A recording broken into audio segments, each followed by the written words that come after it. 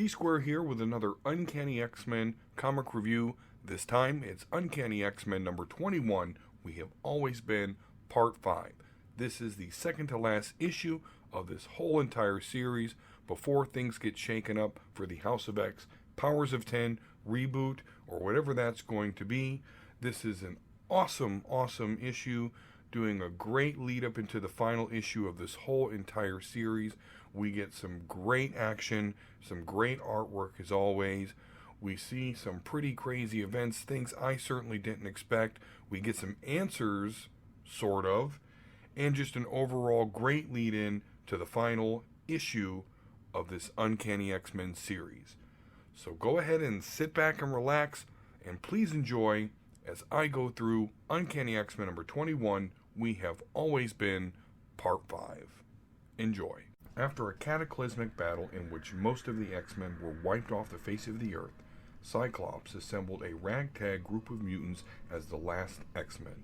Together, they went after mutant-related threats, most notably omitting Emma Frost, telepathic former X-Men and current leader of the Hellfire Club. Emma had erased herself from their minds while she manipulated them for the U.S.'s Office of National Emergency, but now the X-Men remember. So as you may remember in the last issue, not only did Emma Frost reveal herself to all the X-Men, she actually called for them to come to her aid. So they infiltrate the Hellfire Club mansion, and they actually end up meeting with Emma Frost, Mystique, and Mr. Sinister is also there as well. Certainly the X-Men are heated, and as they were being used by Emma Frost this whole time, they do, of course, get her to explain herself, as she does so willingly, and it turns out she has a plan. She shows this plan to Hope because, of course, Hope has psychic barriers, so naturally the X-Men want to protect themselves. Hope, she lets her show her telepathic plan, and then declares, "Oh God, Emma, you need to show them this plan." It is never revealed what this plan is, but the X-Men vote on it, as not everyone wants to go along with an Emma Frost plan, but ultimately they decide to go ahead and help her enact this grand plan of hers. As this is going on, we cut back to an ONE facility. We're in some sort of infirmary where they have Triage, a mutant with healing powers. They have him captured, and the doctor that is heading this facility is trying to get him to heal ONE soldiers. Now he refuses, and is promptly reminded that if he refuses again, they're going to use a device that they implanted in him. This device, of course, makes it so that Triage is no longer a mutant. Well, Triage promptly spits in the doctor's face, and he makes good on his threat. As this is happening, we can see that a familiar figure is rising up, almost from the dead. This, of course, is Wolverine, which is interesting because the last time we saw him, he was hit by flamethrowers, burnt to a crisp, and never heard of again. So this answers that question, at least the question I had, that was, what had happened to Wolverine? As expected, once Wolverine recovers, he starts to, deal with the ONE soldiers and, of course, slaughter anyone that's in his way. That's what Wolverine does. He does catch the scent of a familiar mutant, and comes to find out that they are holding Gabriel Villosad, otherwise known as Warlock. This is, of course, interesting because they've seen Warlock in the sewers not too long ago. But that was not this Warlock. It turns out that ONE have been keeping Warlock alive and making him do copies that ONE can use. Wolverine tries to help Warlock get out of here, but Warlock explains that he's going to die. They've been keeping him alive if he leaves. So with that, with a simple snick of his blades, Wolverine does end Gabriel Villosad, otherwise known as Warlock's, life. We then see that the rest of the X-Men have teleported into the ONE facility that Wolverine is currently berserking his way through. He, of course, notices them and is like, hey, what are you doing here? You need to get out of here. Because as soon as he says that, this big, giant golden sentinel rises up to attack the X-Men. Now, they all concentrate on their fire in order to destroy it, but not before it's able to grab Banshee and kill him in an explosion. The X-Men have defeated the giant sentinel, but they are one X-Men down and are now surrounded and overwhelmed by ONE's forces.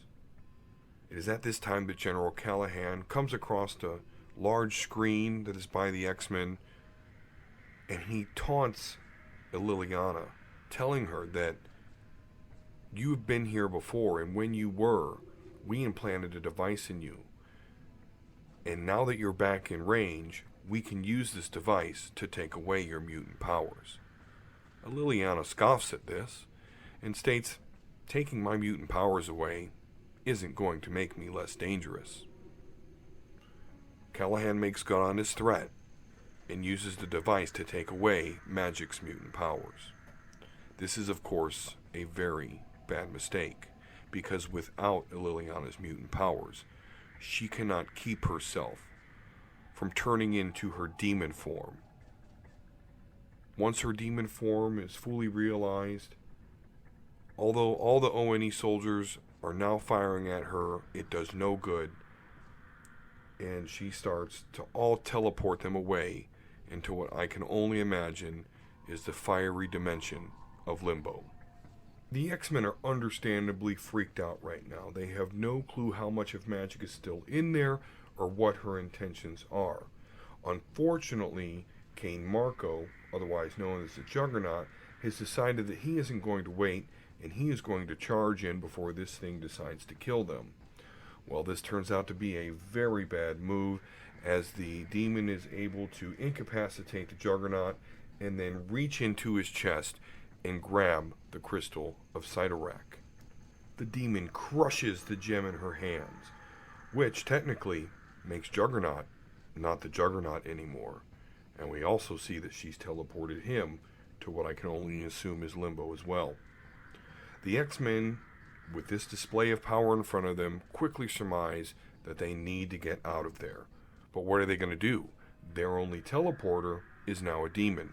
Well, thankfully, Hope, with her mutant powers of absorbing the powers of those around her, now has Magic's power, and she is able to teleport the X-Men away. Now we catch up to another team of mutants, which is Jamie Madrox with the Warlock's virus, another copy of Jamie Madrox, Danny, and Phantom X. They were sent to go get a mutant named Cortez. Emma Frost apparently needs him for her plan, which of course has not been revealed yet. They're fighting through the streets of Manhattan, trying to make their way back to the Hellfire Club mansion. They catch up with Cyclops and the rest of the X-Men, who are also now fighting their way to the mansion.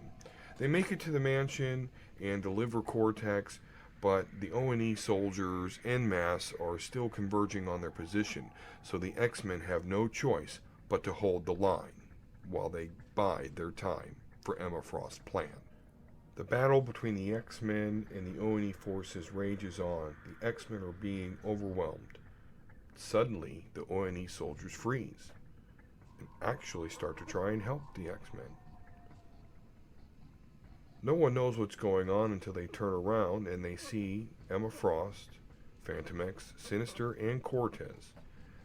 Emma Frost explains that they no longer recognize us. They really can't see who we are. They don't remember us. As of right now, the world never even heard of mutants. You're welcome. Oh, yeah, so, boy, a lot went on in this issue. A lot of intrigue here. We don't know what this plan of Emma's is, but I guess let's talk about the, notable events in this book. First of all, of course, the X-Men are legitimately working with Emma, who has some sort of grand plan, and we turned out at the end of this book that plan, at least, we know that it is hey, no one remembers us now. How this is done, we see that Emma's got a big scar here, and we know Phantom X Sinister. We know some science stuff is going on. There's a version of Cerebra that she's got there. So she just pulled off some magic psychic crap. But to get here, we lost Banshee in a battle with that, golden Sentinel. Of course, before that, we lost Triage, or at least he lost his mutant powers. Liliana is now a demon because she no longer has her mutant powers. And Warlock has also died, or at least the original Warlock. He was, of course, killed by Wolverine, but it was a mercy killing. And then Juggernaut, by all means, looks like he will no longer be the Juggernaut anymore. The source of his power, the Gem of Cyttorak, has been destroyed. But all that aside, the X-Men were able to fight O&E, hold the line, while Emma did her duty, did her plan, and now no one even knows the mutants exist. We still have one more issue in this series. Uncanny X-Men number 22 is going to be the finale here, leading into the House of X Powers of 10 event. Is this giving us a little hint of what may have happened? You've seen the artwork, at least if you've been on my channel. I did some podcast about this in my D Squared Talks videos and showed you some images where there's some characters that were like an amalgamation. Is this starting to show us exactly how that happens? Who knows? So stay tuned here. I'm going to be with you the whole way as we go up to that event. I am scared, but I am also optimistic.